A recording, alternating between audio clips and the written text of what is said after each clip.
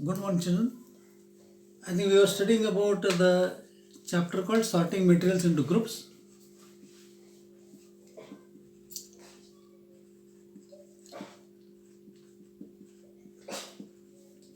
Into groups. Okay.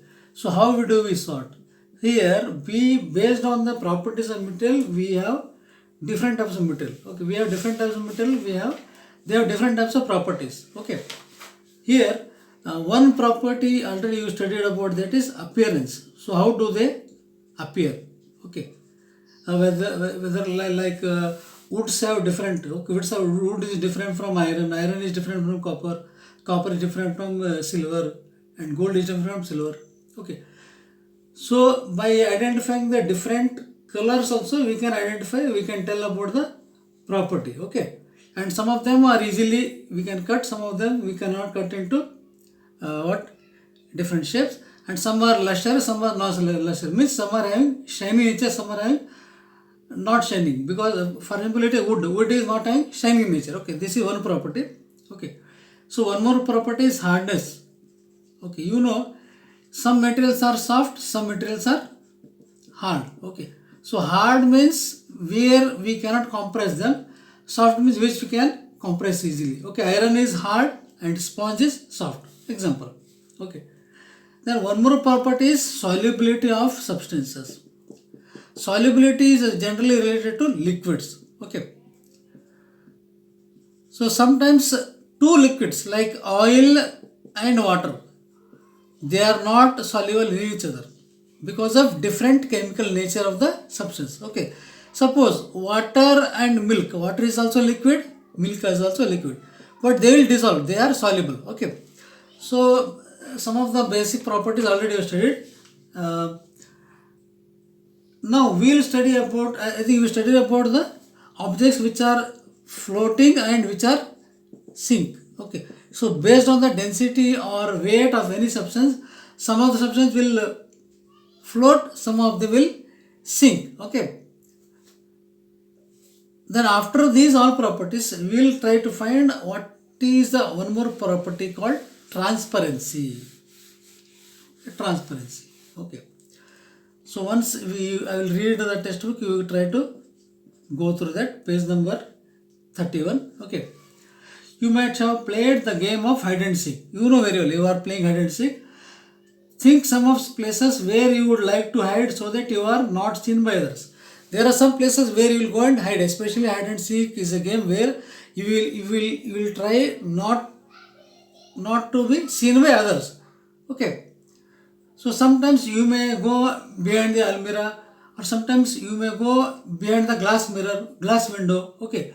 So obviously not as your friends see through that spot. Suppose if there is a plain glass window and when you are standing in front, behind that window, your friend will see. But when you are standing behind the wall, he cannot see, because that is non-transparent. Means, see, those substance or materials through which the things are seen are called transparent. When you see any object through that substance is called transparent. For example, water, glass, air and some plastics are examples. These all are the examples where you can see them. Okay. For example, if you go to shopkeeper and if you see there are some bottles kept there, and there is some cupboard, and in that cupboard they have put a glass, but inside that cupboard or inside that box, inside that bottles which are transparent, you are able to see what the things are kept, like sweets are kept, chocolates are kept, biscuits are kept. Okay, different varieties of things are kept. Okay, and why they will keep them means when you are going to purchase them or buy them, you should be easily identify, you should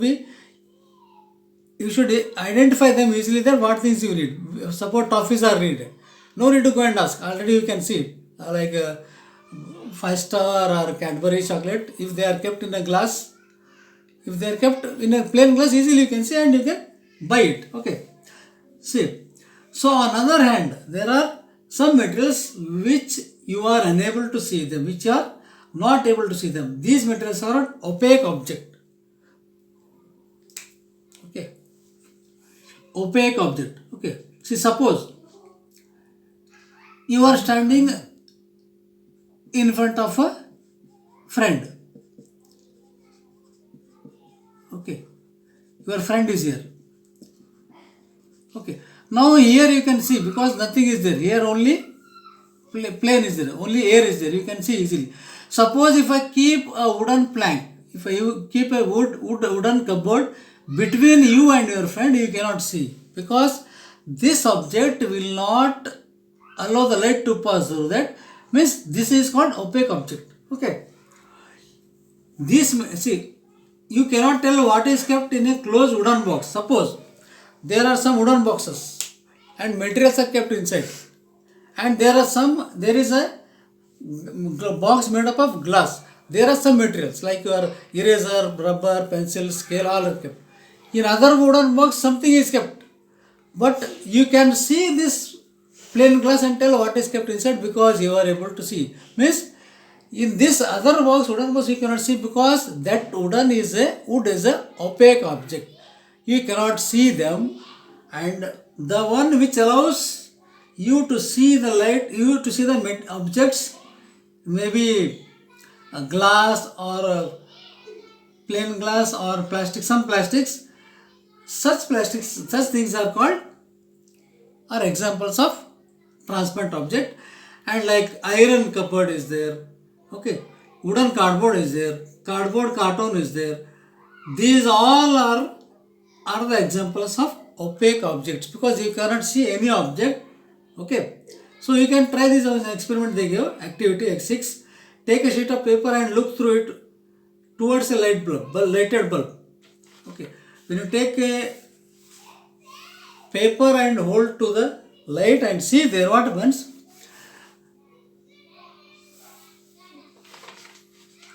Now you see there. So after observing, once again what you do? You take the paper and some oil and spread over it. Okay, on the sheet of paper, look again towards the lighted bulb through that portion of the paper on which the oil has been spread. Okay, do you find that bulb is more clearly visible than before? Suppose you are holding a normal paper and seeing towards the light, you cannot see it clearly. But if you apply little oil and try to see that bulb, so bulb is little clear compared to earlier one. Why? Do you find this bulb is more clearly visible? Yes, but can you see clearly through the oil paper? Suppose you have put oil and see, you are checking there. If you see there, is it clear? Is it clearly visible? Bulb is clearly visible? No, it is not clearly visible, because is everything on the other side of paper other side of it is visible? Perhaps not. Sometimes you cannot see that little clear. Means the material through which objects can be seen but not clearly. If you see, there are some material which you are able to see the objects but not clearly, are called translucent object. Translucent object. Okay. So I think most of you people are having windows, and windows are having some mirrors where you can see only shadow of the outside person. You cannot see clearly who is going, who is coming, but only that's like sometimes somebody is moving, you can see. Means such objects where the vision is not clearly visible, objects are not clearly visible, but you can see it. They are called translucent object. Okay, and this is possible when you apply only a little quantity of oil over the paper. Okay, now we can therefore group materials as opaque, transparent and translucent. So we divide objects as transparent object, opaque object and translucent object. Okay. Then I think in your book there is one character. Paheli suggests covering the glass of a torch with your palm at a dark place. What do? You take a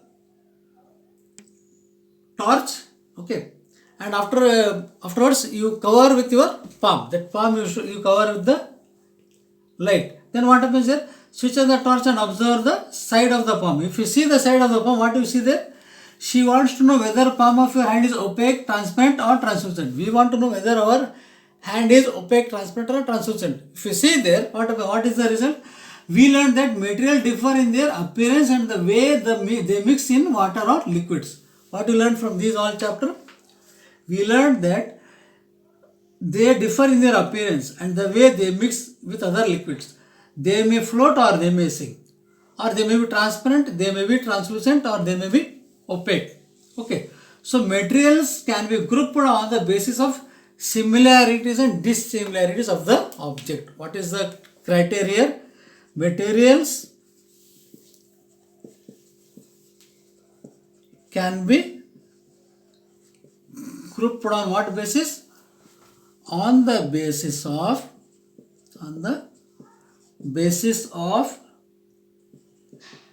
similarities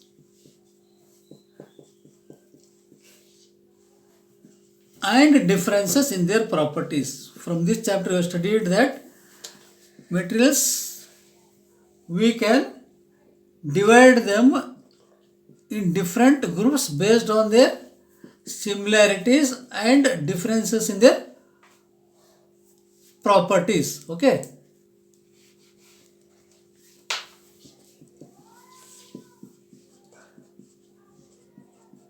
Okay, now why do we need to group materials? Why it is needed?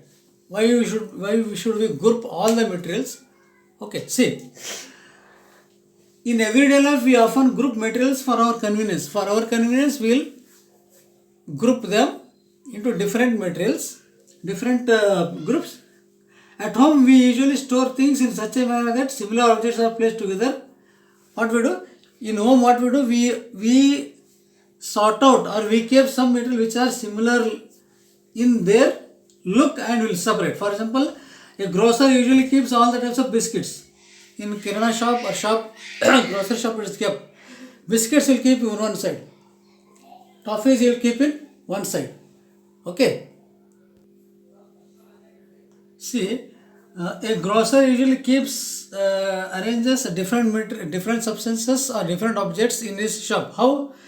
All the biscuits packet he will keep in one place. Okay, and toffees he will keep in one place, and sugar different place. Okay, and different pulses are there like tur dal, green gram, bengal gram. All pulses will keep in one place. So base and so he goes on keeping. Suppose soaps are there. Soaps and detergents will keep in one side. Soaps are in one side. So all the materials, suppose agarbatti is there, the different types of incense sticks are there. He will keep in one side. Matchbox in one side. Okay. Perfumes, all perfumes in one side. Okay.